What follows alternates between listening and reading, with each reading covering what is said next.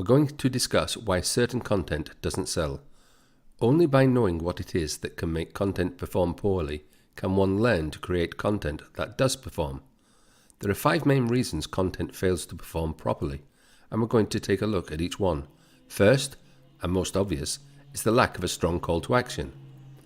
A lot of bloggers tend to write content and slap it up on the blog, just hoping for the best.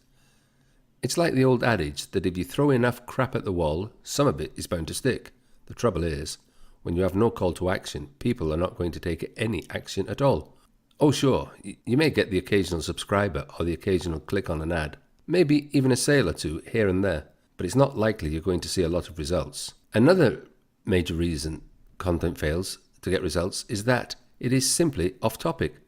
I mentioned this in our last lesson, but it deserves to be repeated. Content that is off topic may bring in some extra traffic, but it's probably not going to do much to help you achieve your goals.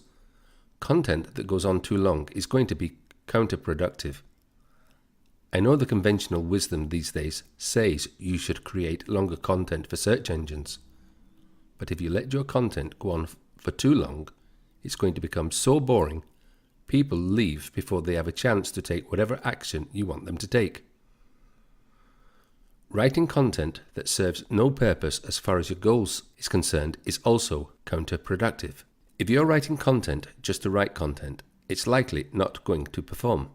Finally, you don't want to include any kind of distractions that might capture attention and draw it away from your goals. Let's say your primary goal is to build your subscriber base. The last thing you want is for an ad on your site to draw attention away from your subscription box, especially if you're sending that traffic to some affiliate product that hasn't even proved to convert well for you. Now that you know some of the things that cause content not to work well, it's time to move on to things that do work. In our next video, we're going to delve into some ways you can create content that will help you to get closer to your goals while still being useful, interesting, and entertaining to your audience. Stay tuned. I'll meet you on the next video.